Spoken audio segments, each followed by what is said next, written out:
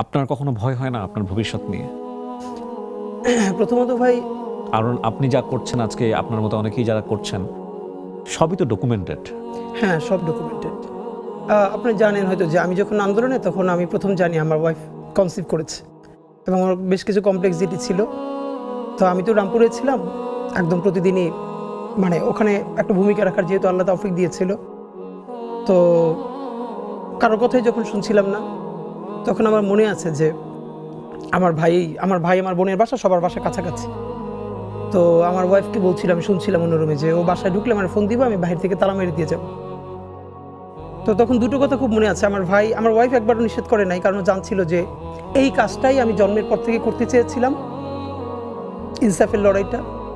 তো আমাকে এখন থামালো আসলে পারবে না, এটাও জানতো, আমার পরিবারও জানতো, কিন্তু তাদের তো আসলে ভাই, বিশেষ করে আমার যখন এখন দুনিয়া একটা বাচ্চা আসবে, তখন আমার ভাই একবার আমাকে বলছিল যে এই বাচ্চাটার কথা তো চিন্তা করা দরকার তোর। তখন আমি দুটো কথা বলছিলাম, একটা হচ্ছে যে এখন পর্যন্ত যেই বাবারা রাস্তায় শহীদ হয়েছে তাদেরও তো বাচ্চা আছে, এমন তো না ওরা দুনিয়া এমনি এমনি আসছে। তাদেরকে যেরকম আল্লাহ দেখবে, ওরও আল্লাহই দেখবে। আর একবার তখন আমি শুনতে পাচ্ছিলাম যে আমার ওয়াইফকে বলতেছিল যে ও বাসায় ঢুকলে বলবা যে আমি বাইরে থেকে লক করে যাব।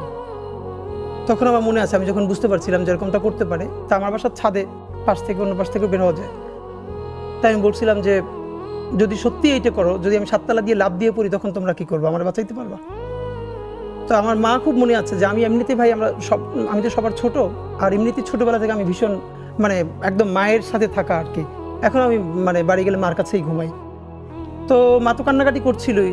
তখন মা একটা কথা বলছিল যে এমনি মরে যায়, কিন্তু ওই রকম মানে হতাহত অবস্থা। তখন আমি বলতেছিলাম, মা, কেউ যদি রুমে এসির মধ্যে মারা যায় আর কাউরি একদম গুলি করে মেরে ফেললো, মানে কবরেই তো যাবে। আর ব্যাপারটা তো এমন না যে এসির মধ্যে মারা গেল তার মৃত্যু কষ্ট কম, বরং জীবনে তো পাপ আমাদের সবারই আছে। হয়তো আমার প্রচন্ড পাপ থাকা সত্ত্বেও আমি একটা ইনসাফের পক্ষে দাঁড়ানোর কারণে আমার এই মৃত্যুর মধ্য দিয়ে আল্লাহ তোমার মাফ করে দিতে পারে, এটুকু তো ন্যূনতম প্রত্যাশা আমাদের থাকা দরকার।